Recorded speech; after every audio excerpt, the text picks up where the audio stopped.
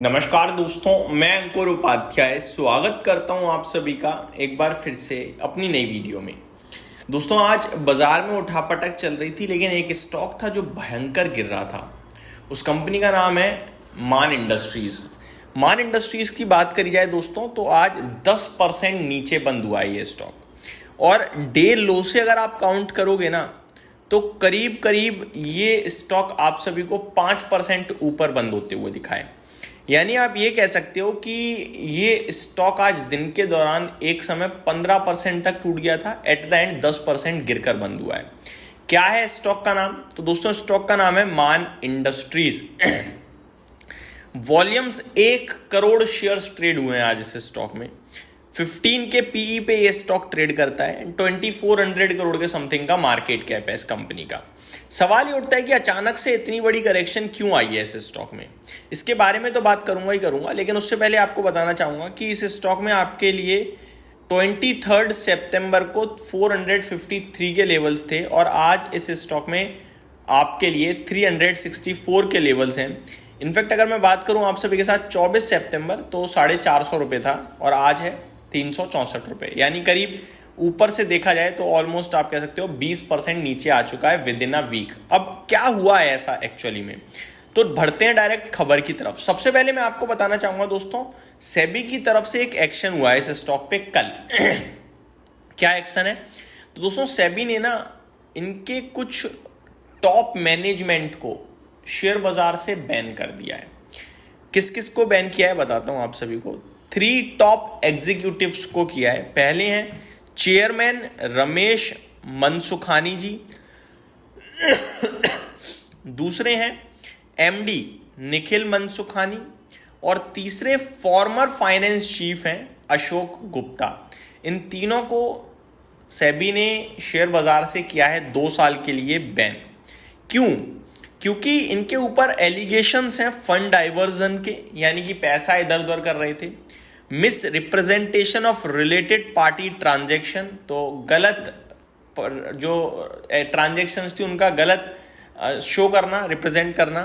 साथ ही साथ FY15 से FY21 के बीच में जो कंपनी की सब्सिडरी कंपनी है मैरिनो शेल्टर, उसका भी कुछ फेलियर टाइप दिख रहा है कि इन्होंने जो कुछ पेश करा है वो गलत था, और ये 6 वित्त वर्ष गलत पेश करा। तो ये सारी चीजें इन्होंने गलत तरीके से शो करी है अपने इन्वेस्टर्स को।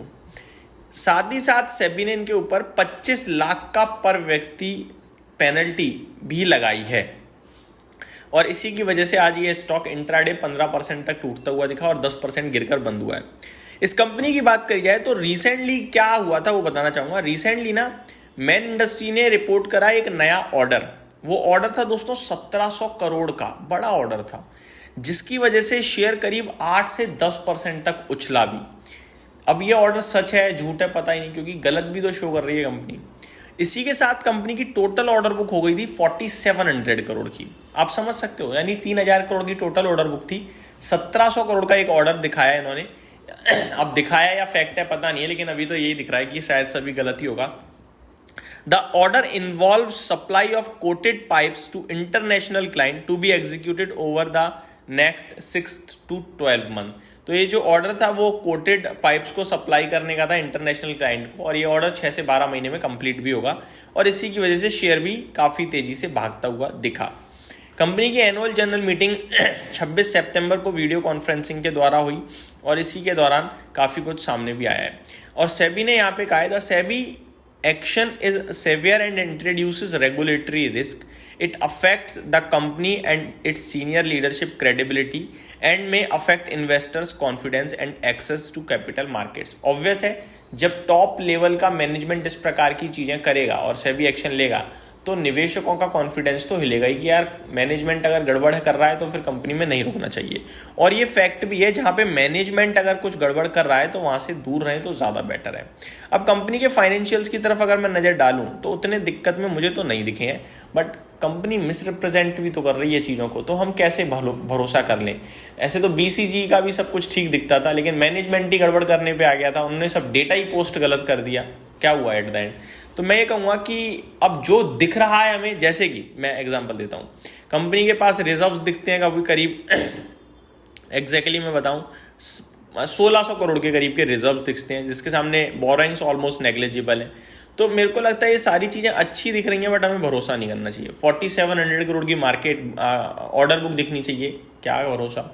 शेयर होल्डिंग पैटर्न देखें तो अराउंड प्रमोटर्स के पास 43% और FIDs के पास भी है, पब्लिक के पास 52.68%। तो मेरे को लगता है कि ठीक है, दिख तो अच्छी रही हैं चीज़ें।